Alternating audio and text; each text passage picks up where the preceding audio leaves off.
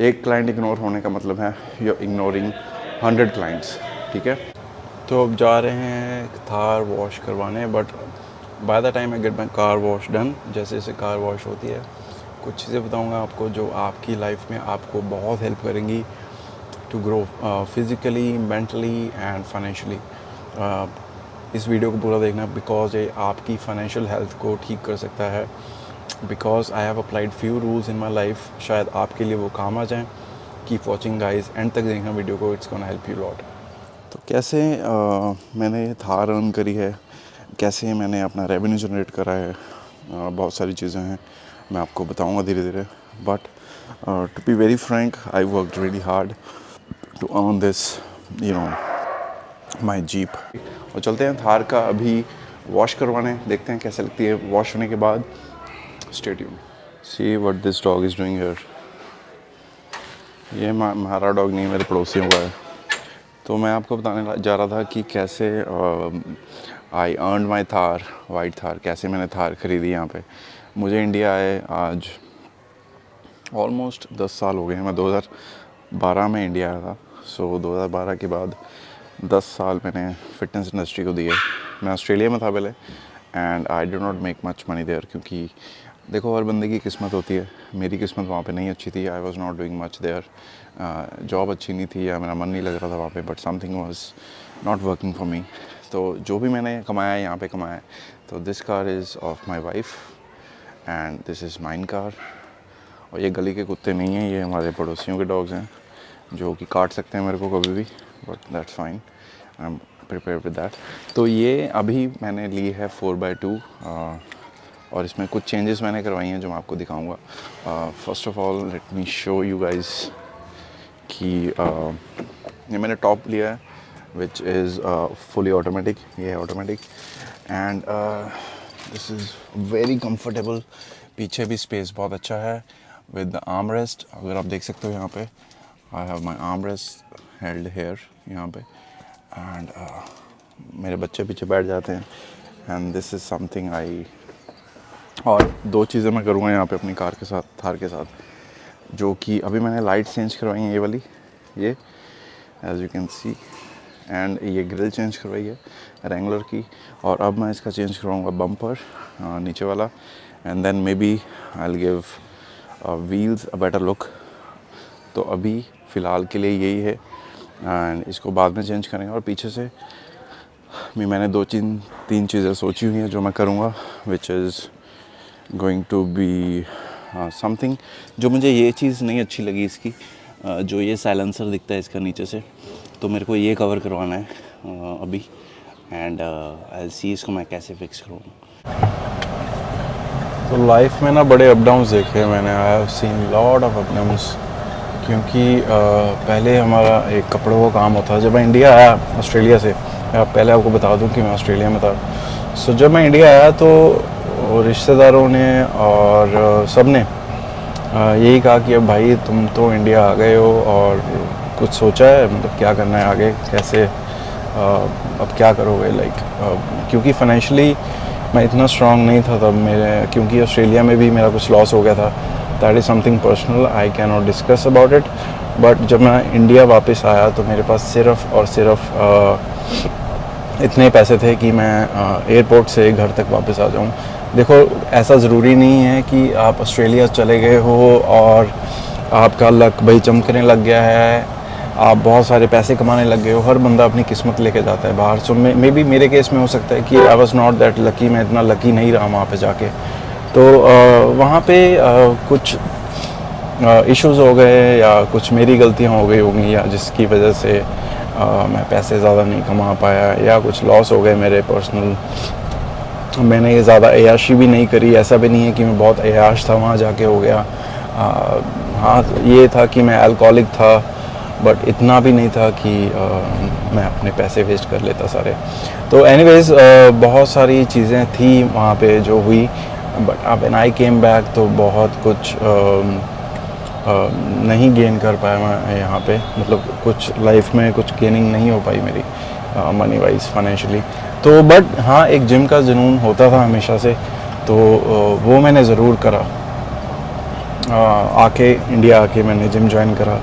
Australia में भी करता था बट इंडिया आके फिर मैंने जिम ज्वाइन करा और बहुत ज़्यादा इंसाइक्लोपीडिया था आर्नोल्ड का जो मैंने स्टडी करा था, जिसको देख के मैंने अपना फिटनेस जर्नी शुरू करी, न्यूट्रिशन के बारे में स्टडी करी और फिर खुद पे अप्लाई करनी शुरू कर दी चीज़ें। और धीरे धीरे 3-4 साल में जैसे जैसे दुकान चलने लगी, दुकान पे काम चलने लग गया और फिर मैंने अपना ये शुरू कर दिया फिटनेस का सारा, टोटली डिवर्ट हो गया मैं फिटनेस की तरफ। Like day in day out gym खाना और ज़्यादा कुछ नहीं। तो बस ऐसे ही चलता रहा और फिर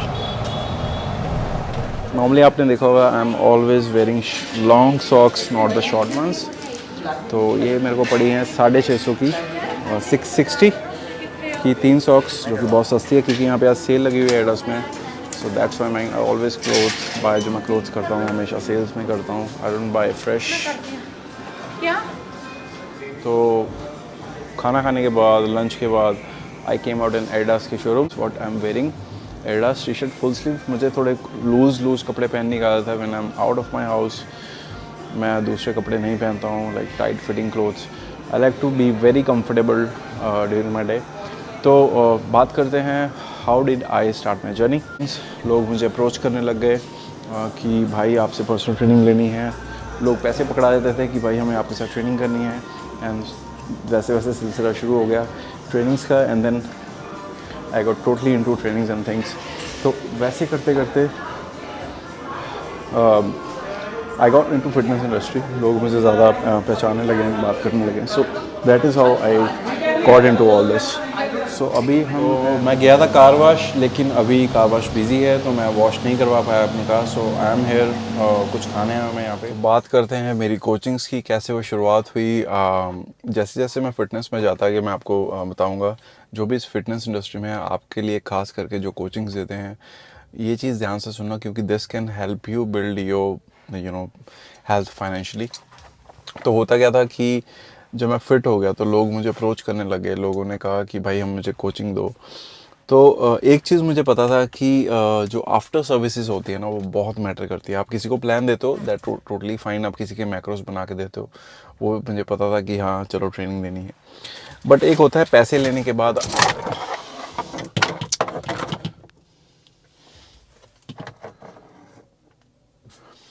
एक होता है पैसे लेने के बाद किसी को आफ्टर सर्विसेज देना, मतलब कि उसके फ़ोन पिक करना, टेक्स्ट को रिप्लाई करना। ये चीज़ मुझे पता थी कि मुझे उनके साथ लॉयल रहना है। अगर मेरे को किसी क्लाइंट ने पैसे दिए हैं एक बार, उसको मैं कंटिन्यू कैसे करवाऊँ अपने साथ, कि वो मेरे साथ हमेशा 1 साल के लिए बाउंड रहे। या ऐसे नहीं होना चाहिए कि आपको एक क्लाइंट ने पेमेंट कर दी है और फिर आप उसका फ़ोन ना उठाओ या टेक्स्ट ना उठाओ, तो वो सिर्फ 3 महीने का ही क्लाइंट रह जाता है, वो आपके पास वापस नहीं आता है। मुझे ये चीज़ पता थी और मैंने ये चीज़ अप्लाई करी अपनी सेल्फ पे, अपने खुद पे, और मैंने उनके फ़ोन्स उठाने शुरू करे, क्लाइंट्स के हर एक टेक्स्ट का जवाब देना शुरू किया। उससे क्या हुआ कि मेरी जो लॉयल्टी है उनके साथ बढ़ी। उन्होंने मेरा औरों को रेकमेंड करा कि भाई अब उनसे कोचिंग लो, ही रिस्पॉन्स वेरी वेल। ऐसे करते करते करते मैं अब तक बहुत सारे लोगों को ट्रेनिंग दे चुका हूँ, और शायद यही एक वजह है कि जिससे मेरा रेवेन्यू जनरेट होना शुरू हो गया, and I was able to make more money every day. क्योंकि मुझे क्लाइंट्स मिलते रहे। जैसे जैसे क्लाइंट्स को रिजल्ट्स आते रहे, वैसे वैसे रिकमेंडेशंस होती रही मेरी आगे, और मेरा काम बढ़ता गया। तब मैंने जब शुरू करा था मेरी जेब में सिर्फ 5,000 रुपया था, क्योंकि मेरे पास इतना पैसा नहीं था जब मैंने स्टार्टिंग में शुरू करा सब कुछ। बट हाँ, मुझे कोचिंग्स देने का जुनून शुरू हो चुका था। मुझे था कि अब इनको कोचिंग्स देनी है लड़कों को, चाहे ऑनलाइन हो या ऑफलाइन हो। अपना बेस्ट देना है, जितना मुझे आता है मैं उनको उतना दूँ। तो वही मैंने करा। एंड करते करते लोगों को मेरे पे ट्रस्ट बढ़ने लग गया, और फिर जैसे जैसे ट्रस्ट बढ़ा वैसे वैसे लोगों को अच्छा लगने लगा, रिज़ल्ट्स अच्छे आने लगे, और रिकमेंडेशंस हो जाती हैं। फिर आपका थ्रू आउट इंडिया के बाहर लोग आपको जानने लगते हैं, क्योंकि आजकल क्या है कि यूथ आउट ऑफ इंडिया बहुत चली गई है, और वहाँ पे अगर आपकी रीच पहुँच जाती है ना, तो आप और ज़्यादा पैसा कमा पाओगे। तो आप जब भी किसी को कोचिंग्स देते हो ना, मेक श्योर करें कि जो आपके क्लाइंट्स हैं उनको चलो बोलो मत, लेकिन उनको जब आप अच्छे रिजल्ट दोगे तो वो ओवरसीज़ भी आपकी तारीफ़ करेंगे। आपके फ्रेंड, उनके फ्रेंड्स जो होंगे, या उनके कज़न्स होंगे, या ब्रदर्स होंगे, सिस्टर्स होंगे। तो पहले आपको अपना जो बेस है यहाँ पे स्ट्रॉन्ग करना है इंडिया में, या अपनी सिटी में। जलंधर सिटी में था मैं, तो मैंने अपना जलंधर सिटी में पहले बेस स्ट्रॉन्ग करा। जलंधर से फिर आगे लोगों को ऑनलाइन थ्रू इंस्टाग्राम या यूट्यूब पे मैं कोचिंग देना शुरू कर दी।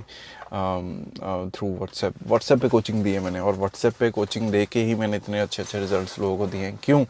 क्योंकि मैं उनको रिस्पॉन्ड करता था, उनको मैक्रोस बना के देता था, उनकी ट्रेनिंग बताता था, उनको कार्डियो बताता था, और जो लोग उसको फॉलो करते थे उनको रिज़ल्ट आ जाते थे। तो यही एक चीज़ थी जिसने मेरी हेल्प करी है वहाँ से लेके यहाँ तक की जर्नी।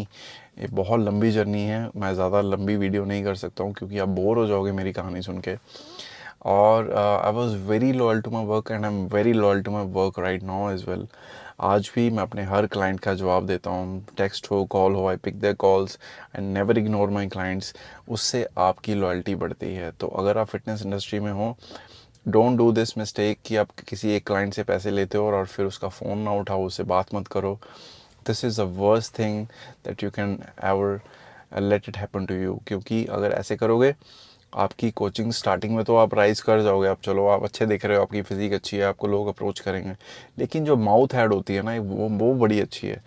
अगर माउथ हेड आपकी किसी ने एक भी बुराई कर दी ना कि यार फलाने बंदे से मैंने कोचिंग ली थी, वो तो साला फ़ोन नहीं उठाता मेरा, वहाँ से आपकी जो फिर प्रॉब्लम्स होनी शुरू हो जाएगी। वो नहीं होने देना ज़िंदगी में कभी भी। अपना बेस्ट दो, एंड सफलता आपके कदमों में होगी, that is for sure, guaranteed. And love your work. ये फिटनेस की नहीं, मैं कोई भी किसी भी फील्ड में हो सकता है, बट यस मैं फिटनेस में हूँ तो मैं इसलिए फ़िटनेस की बात कर रहा हूँ कि जो मेरी फील्ड की थी मैंने आपको वो बात करी है। अगर आप अपनी फील्ड में हो, just be loyal to your work, stay committed to your work, everything is gonna work well for you. ठीक है? I hope you guys enjoyed what I tried. Vlog मुझे आता नहीं है बनाना, बट मैंने ट्राई करा थोड़ा सा. I hope you like it. Thank you so much. Take care of yourself and your mother. Bye bye.